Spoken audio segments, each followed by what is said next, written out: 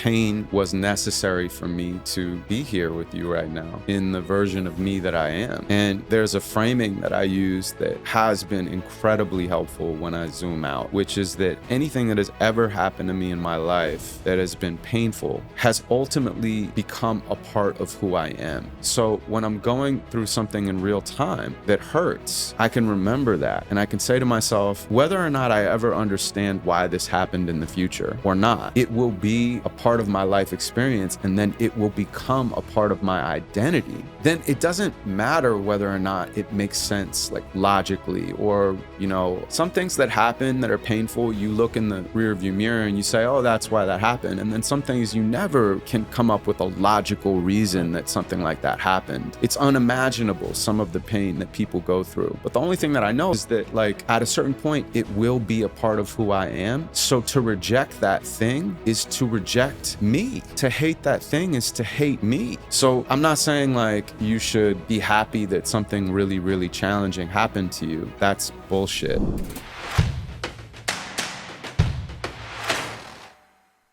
Well, hey, man, welcome to the show. Thank you. It's so good to see you again. And I'm so stoked that you got your book out.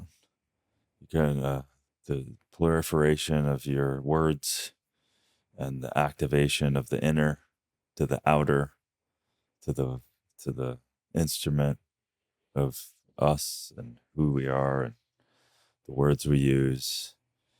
You are the master. So I'm grateful to have you here. Thank you, man. It's a pleasure to be here again. Yeah. And honestly, it's an excuse for us to hang out. Yeah, we see each other at parties now and again with mutual friends, and it's always such a boom. I love seeing you in that way, because men don't often just drop into like truth, and you're always conscious of that, meaning that you just come that way, and I just go, oh yeah. So it's like for me, it's a wellspring when I have another man that I can like get at some truth with. So I appreciate it. And now we get to speak for at least an hour about it. So why don't we start off with the brilliance of you, whatever inspires you based on what we're doing. If you want to gift us with your wordology. Yeah, 100%. I feel like I should do things that are dedicated to the ocean. So I'm going to start with this piece called Goldfish or Growth. And it's in the album and the journal. Defining myself is like confining myself. So I undefined myself to find myself. They say a goldfish will only get as big as its bowl. But if you put it in a tank, the space can change the way it grows. It needs to have the room, or its potential doesn't show, so its environment's essential for unleashing the unknown. I ponder if it knows that it could grow beyond the bowl, that it could have a pond the size of an Olympic swimming pool, that the world is so much larger than the boundaries that it's known. Somehow I empathize with this little golden soul, because I too have unexplored and unexpressed goals that were suppressed by an environment I couldn't control. Am I still playing small because it's all that I've known when there's a giant in my bones I'm not sure I've ever shown? I ask myself this question when I'm purposely alone. When my body grows to take up all the rooms inside my home, I expand in all directions, every single inch consumed. I'm 1 billion feet tall now, my head over the moon. I look down on the earth as it slowly spins around. I look down on the countries and the cities and the towns. I look down on the square blocks and buildings all around. I look down on my street and rip the roof right off my house. I look down on myself, sitting writing on my couch. Look, I barely pay attention. I'm the one that's looking down. How unaware I am of where I am. It's profound. So I put the roof back on and I shrink myself back to the ground. It's crazy how I fit infinity inside my doubts. How I stuff the universe into the tiniest amounts, how I keep the solar system in the corner of my mouth, how I speak into existence, then forget what I'm about. And most days, I'm not sure which side of the glass I've been on. I win a Grammy in the shower every time I sing a song, but when the spotlight is on, my first instinct's to run. I have to super glue my feet to even tell you where I'm from. I've been training for a quarantine since I was very young. For an introvert, it slightly hurts to tell you that they'll come. I would rather get into a staring contest with the sun, although I'll never get to see who won. It's nature and it's nurture, twisting into jungle life, fighting the competition, branching out to reach the light. I tried to listen, but could only hear my ancient heart. It screamed at me to make my life into my greatest art. But where to start? These walls are keeping people out and keeping people in. I guess it's good to know where someone ends and someone else begins. But our boundaries become prisons when we see what could have been. The biggest goldfish ever measured 18 inches, snout to fin. Fin. Wow. It's amazing the words with intention and the rhythm of what seems to be a sentence. But it's the story and it's this truth and it's this thing that you're weaving. And it kind of gets me to this first thing of like, you know, you wrote this book, Inquire Within, and the only way you're coming up with this shit, right, is because you've had pain, you've extracted all of this stuff, and you're delivering it in such a way, and it's just so powerful. It's so the words, man, the intentions are so powerful, and it's hard to come back from that. Like it's hard, like even like when you created this world just now. Where did it take you? Do you mind me asking? It's like the,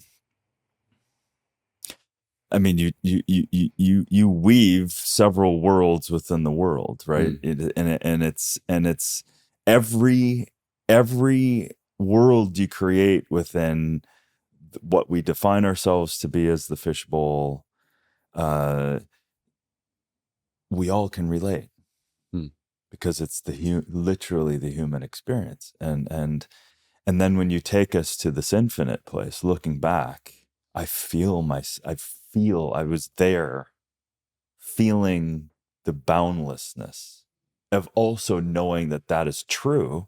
And then when we come back and we put the top back on, we're here, I'm that too. And it's like, wow, right? And I forget, and I remember, I forget, and I remember, and I get mad, and I get upset, and I get sad, and I get happy. And when I'm happy, I feel like I'll never get sad or angry again because why would I? I'm so happy. Like, it's such a trip. That was a poem right there too, you know? Yeah. Like, I appreciate you saying that, man. I mean, that's kind of what it's like for me to write it. And I'm always the first person in my audience. Yeah. The reason I even created that piece was I was at my cousin's house and she had this like pond in her backyard. And she had all these big, what I thought were koi fish. Right. And I said, wow, like, these are really beautiful koi fish, Sophia. She goes, they're not koi fish, they're goldfish. And I didn't literally understand what she said because my only experience with goldfish was at the fair when you're a kid and you win something and Trying to take one home in a bag. exactly. Yeah. And then you put it in this little bowl and then it unfortunately dies 2 weeks later and you flush it down the toilet and that's goldfish to me. And she said, no, you should look this up. Goldfish will actually change their size depending upon their environment. So I looked it up and it's such a mind-blowing fact. And I thought I relate. And that's when the piece started. So I even recall as I was writing it, zooming out myself. And I was sitting on my couch. So I zoomed all the way out and then zoomed all the way back in. Right. And yeah, I guess if I'm doing my job properly, I'm confusing people into all sorts of emotions because I'm trying to give them a mirror for the human experience. And that's what you're so good at. And the weaving. And this kind of gets me into like the power of our words and the power of what, I mean, do people think about what they're saying anymore? Mm. Do they? Do they think about what they're saying to themselves? I mean, I catch myself saying, that's negative. Why am I letting that out of my mouth? Like that's potentially creating my next moment of something I don't want, but yet I'm focused on it and allowing it to have power over me. Like, isn't words like an incredible opportunity? And how many people do you know that are taking words seriously in what they're actually saying and intending? What do you think the percentage is? I have no idea, but I'm intensely aware of the language I'm using to have this conversation now. Yeah. Because you've brought a microscope on something that's very important, which is that words are magic and words carry energy. And the stories that we tell ourselves and other people become our lives. So, and the shit we fling at other people and are justified in it. That gets us into this whole other crazy use of words. When you say that, what are you referring to? Do you have cancel culture? Sure. I'm justified in calling you names because you don't match my view of the world.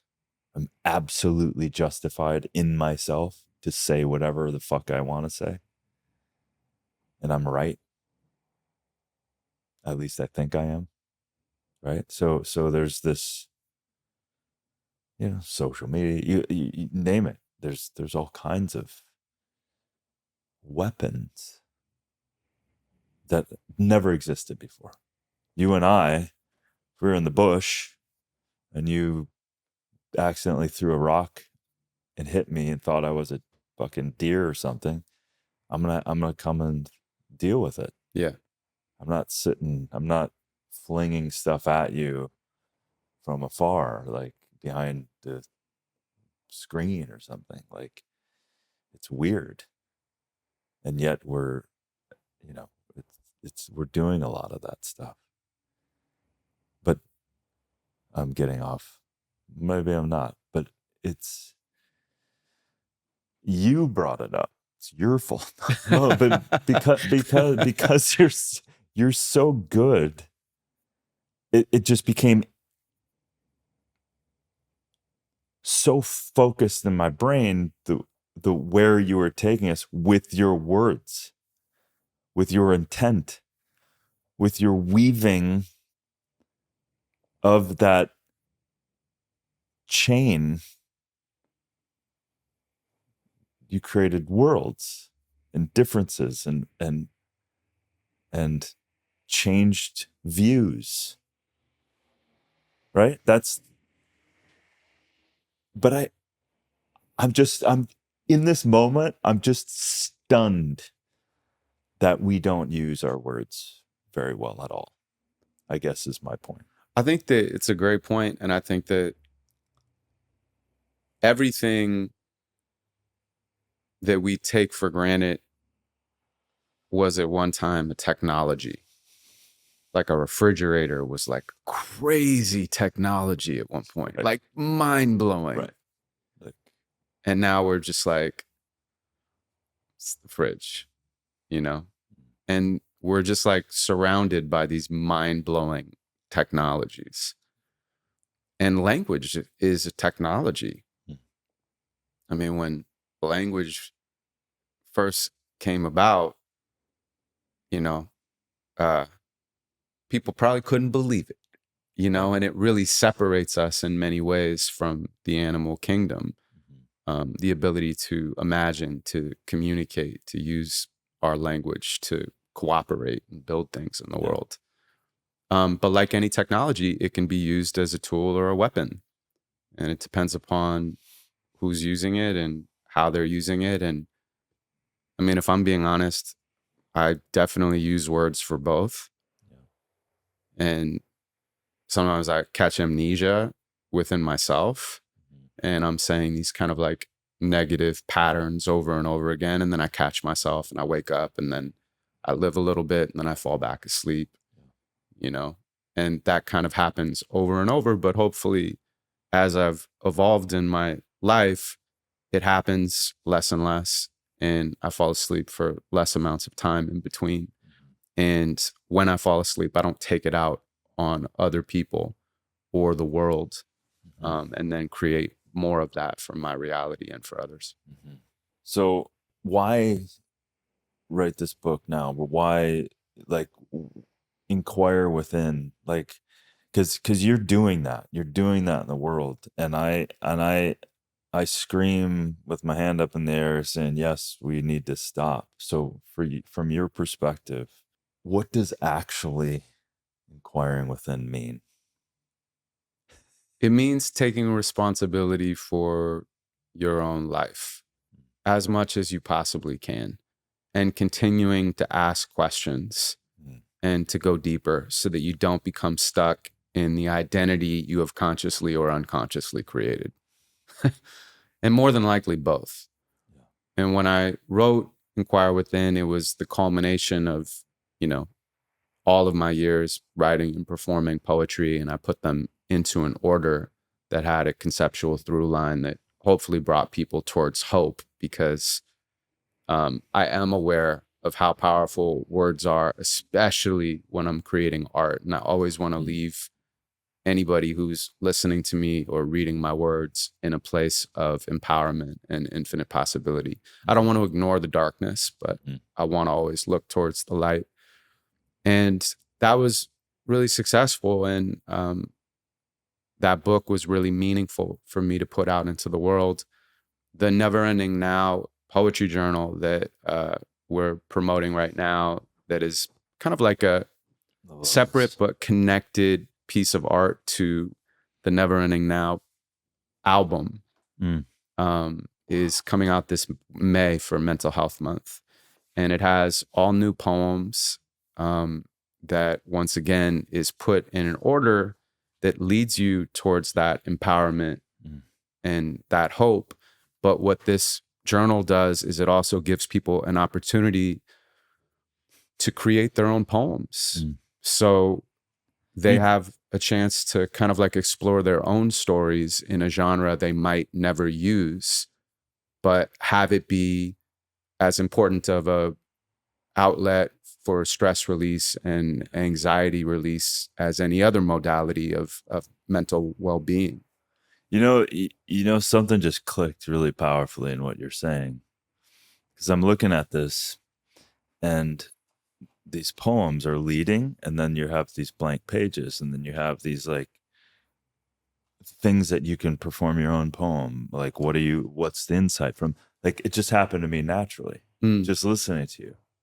So then to explore my interpretation of what you just said, or a poem, so often I get this all the time. People are like, you know, what do I do in meditation? How do I know how to access anything. Like, how do I stop?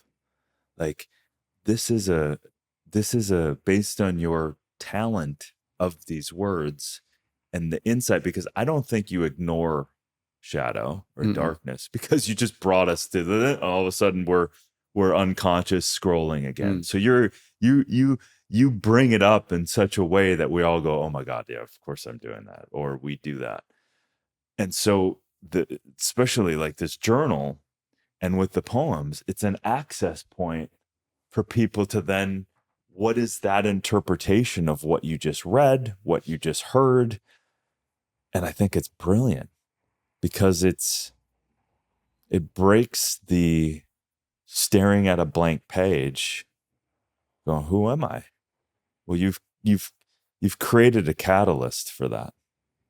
And then one would argue your consciousness fed the poems that are continuously feeding other people's consciousness and allowing that fruit to be born in whatever way is possible, if they're willing to just let it out and explore. And like, they're an artist too.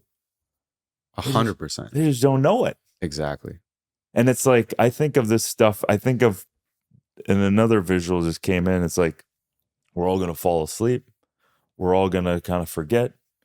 But it's like, these things are like conscious little stumbling blocks in our life. It's like, oh, and it shakes us into awareness again, right? Just like you fall into an enlightenment because you've put some healthy breadcrumbs along the path. And like, if you get into these habits of like journaling and listening to poetry and doing these exercises that you're putting here, that's the muscle that is atrophied, call it, in this world. No? I absolutely agree with everything you said and couldn't have said it better. Emotion is... Yeah, you could have. No. Yeah. No, because not from your lens. I know. Your lens allowed me then to lean into mine, you know? Right. That, I mean, to be quite honest, that's part of what the journal goes into, is there's no wrong way to do this. Right. And mostly we get in our own way as adults because we're perfectionists. We want to do something great. And poetry is not about great. It's about true. Can you just make something that's true and honest? And if you make something true and honest, it'll automatically be great. Right. So like, for example, if I go into the journal and I choose the poem that I shared, these are the prompts that follow the poem. It says, what is one important area in your life that you're trying to grow in? It can be personal, professional, mental, physical, emotional, or spiritual. Is there anything stopping you from stepping into that growth with curiosity and empowerment? What would happen if you don't make the necessary changes? What are the stakes? And ultimately, what would your life look like if you were able to expand into your fullest potential? So then I go into like what my example of it is. My example would be not needing to be seen by others in order to see myself. I'm often still too busy with how people perceive me, and I have a tendency to waste energy trying to control things that are uncontrollable. But I've realized that I don't want to have to do anything, make anything, have anything, or prove anything to be anything. I want to hold my power without seeking validation. I want to focus on being fully present and trust myself so that I can trust the world. Even as I write this, I can feel the charge around that desire. It brings up an immediate emotion and intensity, which starts to allow me to move from my mind into my heart. This is the best place to create from. What would be your example? So it gives like a step-by-step process for people to follow in order to explore the themes that are in the album, from the poems that are in the album, and then have their own poetic journey that ultimately leads them to reaffirming self-love. Yeah, because I love that you've given your own, number one, your own vulnerability and your own insight into that. So here's a perfect example, me. right? And then that can spark, because again, I think there's an atrophy to this part of ourselves. We're so distracted, and so just those questions invoke and invite opportunity, right? And then your example gives like, oh, right? May not be it'd be a different experience for them, but it's like, it's because I'm listening going, yeah, I do that, and I do this, and like, what would you naturally the funny thing is, I think the whole universe naturally starts answering these questions if we're willing to ask them. Right? It's the greatest assistant in the world, but I think this is like, sometimes I go, I've asked people what their dreams are. They're even afraid to even voice them. They're like, what do you mean? Just give yourself permission just to dream without going into the steps of how to do it. It's terrifying for people.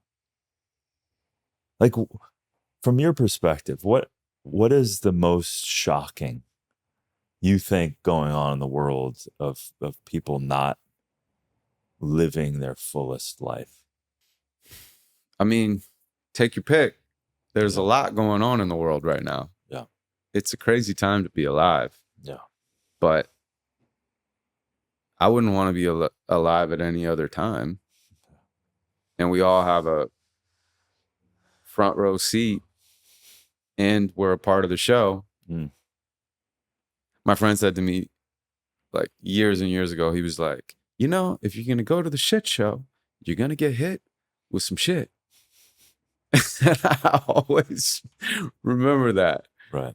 It's just like a funny thing to say. So I think we're in the shit show, but I wouldn't want to be anywhere else. Yeah. Do you have something specific that stands out as, I don't know, a way that the world feels unexpressed to you? Or, well, it's kind of like my next question too. It's like, if you take everything as everything is perfect, even the shit of the show, and you look at pain, you look at shadow as equal parts to this thing, and maybe look at our own amnesia that we get every once in a while as absolutely perfect. It's just a mind fuck of ego, right?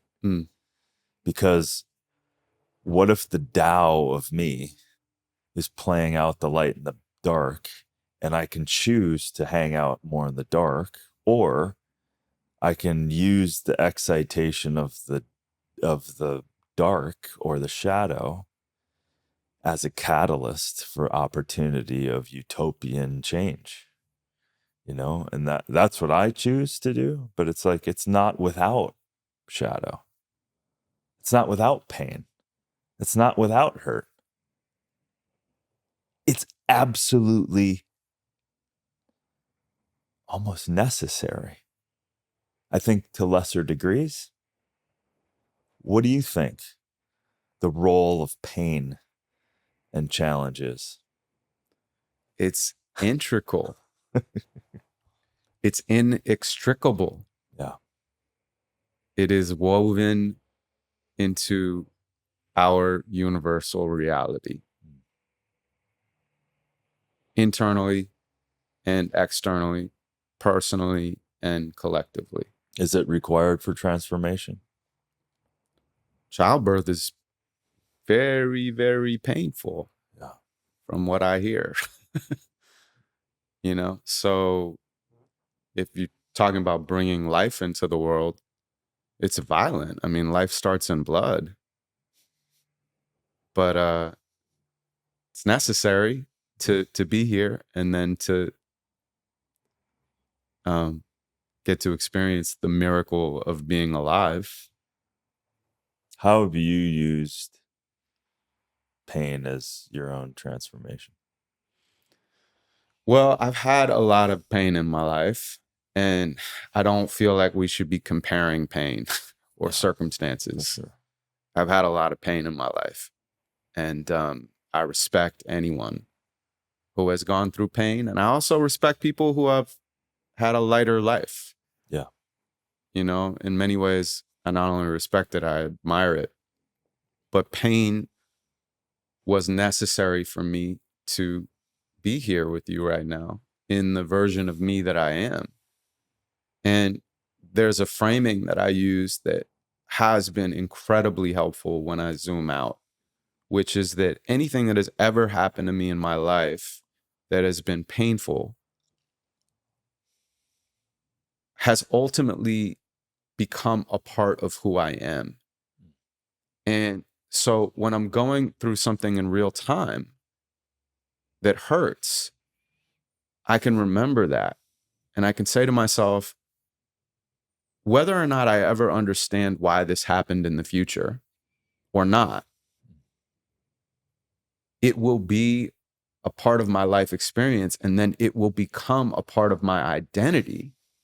Then it doesn't matter whether or not it makes sense, like logically, or, some things that happen that are painful, you look in the rear view mirror and you say, oh, that's why that happened. And then some things you never can come up with a logical reason that something like that happened. Right. It's unimaginable, some of the pain that people go through.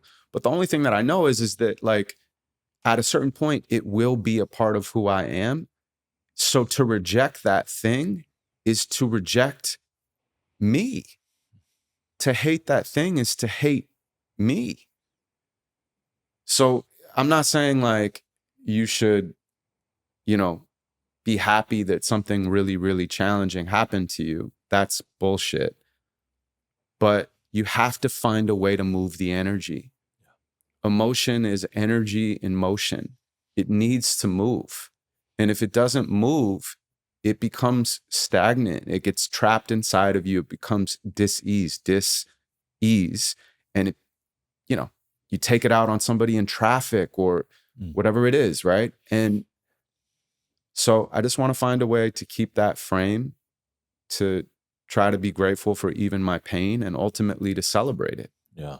What do you think are some people listening right now? Because we talk about this stuff and it can bring up right away. Like, people can be sitting right now aware of pain in their body, pain in their emotions, trouble with their spouse. What are some daily practical things that you think work very well, aside from, I mean, clearly the journaling and the poetry and the questions are clear? What are some other tools that you think are powerful in a daily practice? Happy to explore. And then afterwards, I want to ask you, because I feel like one of the things that I admire about you is you lead by example too. So you mentioned to me that I had to be vulnerable first, because basically otherwise it's irresponsible for me to ask other people to be vulnerable. You're taking your own medicine and then, sharing your experience with other people. So I'd like to know what some of your modalities are. I try to eat as healthy as I possibly can. And I've gotten to a place where now I notice when I don't, whereas before I never used to notice. So you're more tuned, do you think, to that feeling and that sensation and that input and result? Yes. Even just energetically. Yeah. What makes you feel good when you eat? Mostly just eating whole foods, like things that aren't processed. Yeah. I've been leaning way more on vegetables and fruit and nuts and legumes and all that stuff. Sprouts. Shout out to Doug and Mike.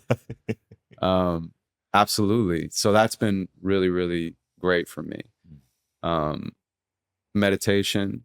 I meditate every day. And for me, meditation is like a gym for letting go. Just close your eyes and let go over and over and over. Do you have a technique, or are you just observing your mind, and when you find it going off, you just bring it back? Like, what's your technique, if there was one? Yeah, so I was taught by Emily Fletcher, who is Emily. an amazing meditation teacher, and great.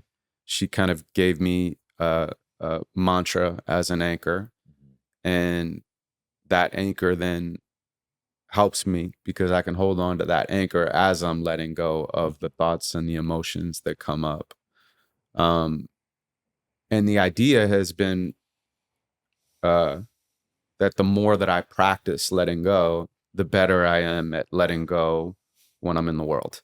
Mm. And I would say that it has been like really a supportive tool in that way. Also just finding ways to move my body, you know. What do you like to do? So I go to this like aerobics boxing class. That's, you know, I've gone Mayweather and Culver City for. Oh yeah. Yeah. I love it. And shout out to James Williams, who's the CEO of that. He's a good friend of mine. Cool. I've never met him. Yeah. But I go literally like 3 times a week. We got to get you connected to them, and you can do a little event for some of their stuff. I think that would be fun for you, and it'd be fun for them, I think. Yeah, 100%. Yeah. I love doing it because too, when you go into things like that, like I just started jujitsu as well. Like you basically, you take off everything that you use in the world to feel good about yourself, and you just basically are whatever that brings out of you, you know, right then and there. And it's really like, I think, a awesome way to be humbled and an awesome way to like grow. Yeah. So that's been great. And then also just yoga. I do still a lot of yoga, but I used to religiously go to Moto Yoga, which is a hot yoga place in Los Angeles. I actually was so into it, man. I moved across the street because I wanted to cut down on traffic time. Is that literally called MOTO? Like MODO, Moto I was yoga. like, I go to motocross going, that's heavy, hardcore. Wait, what? I go to motocross, so I think of moto, like motocross, MOTO. Oh, you mean like motocross? Yeah.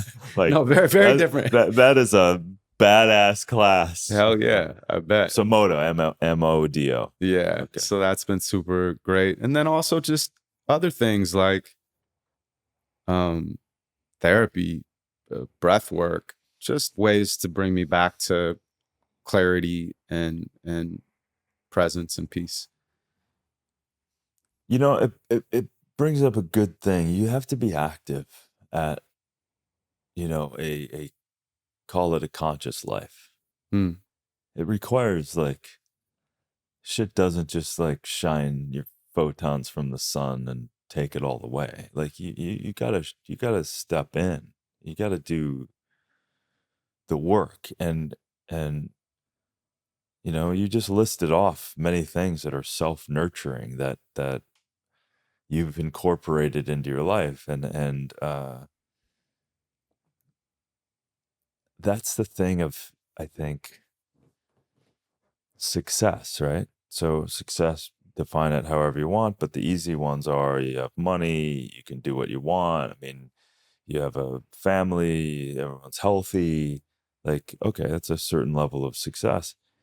And it's so easy. We've so defined this so kind of rudimentary kind of way, in a way that the backstory, like for you to be in front of thousands of people and have a TV show and have books, that didn't just show up, man. Right? You're laying out probably a fraction of what you've now incorporated, but you've had to fucking dig. Yeah. Right? You've had to dig, you've had to look, you've had to uncover. The only way that you can look me in the face, and when I hear you say, how are you doing? That's different than someone else that I'm meeting 5 minutes from now. Because you're coming from a deeper place, because you've spent time in those deeper places. So what do you think's missing in society? Like from that perspective? I mean, why are we so goddamn focused on all of this shit outside? I mean, we're culturally trained in excess rather than access. Oof. We're culturally trained to look up to people or down on people rather than look at people. Oh man. We're culturally trained to need to have an opinion, to need to have a position, to need to have a perspective publicly. And then privately we go, I don't know. I don't know. Right. And I, like, for example, think we should publicly be able to say, I don't know, in a powerful way. Mm-hmm. To not need to know everything all of the time. Because if you don't know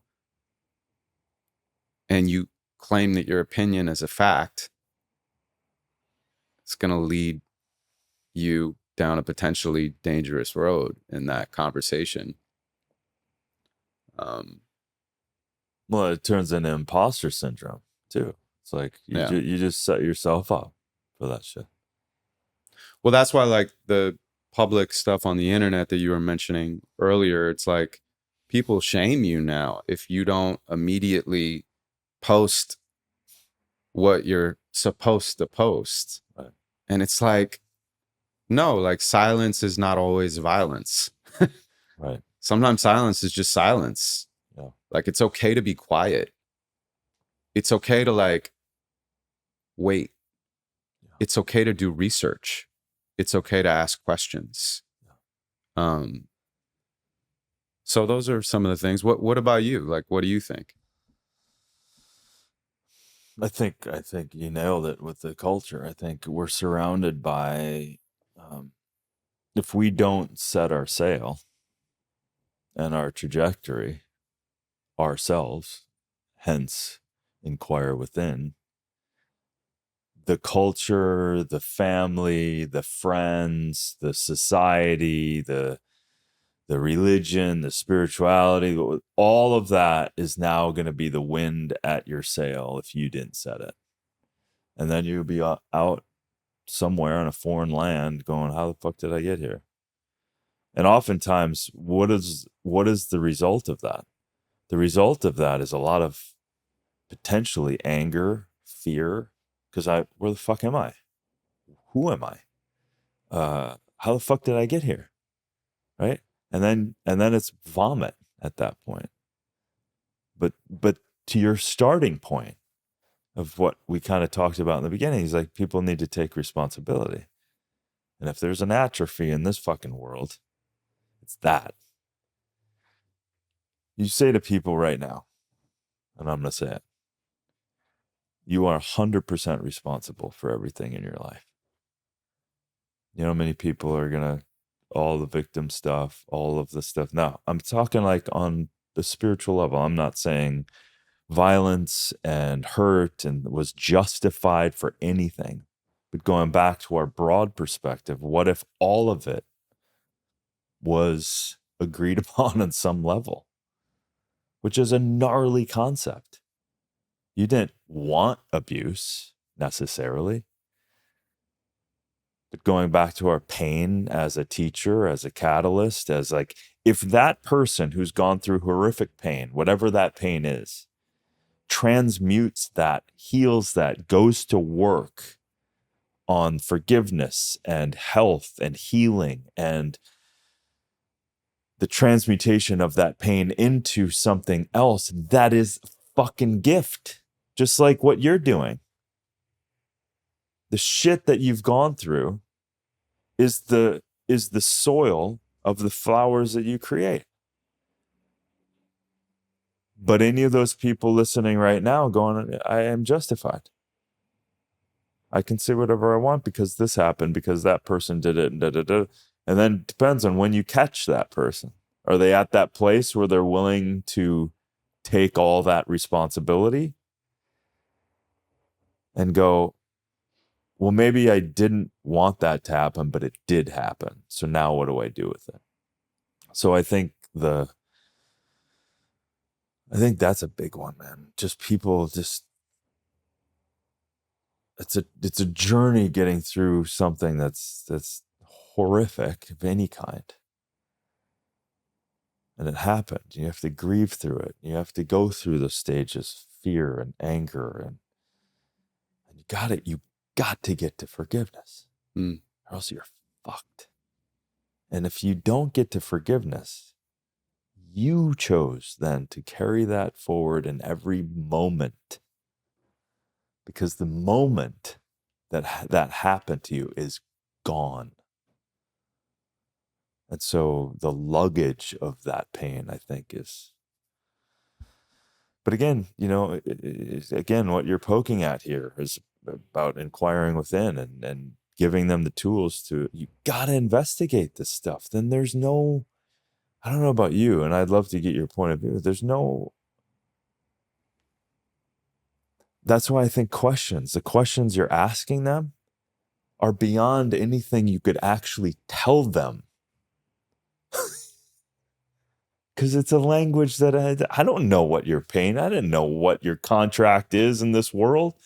But if you don't ask the question, if you don't stop and investigate and dig in, you ain't gonna know. Yeah. And then you'll be out here seeking it from something or someone else. What do you think? Why do you think stopping is so hard?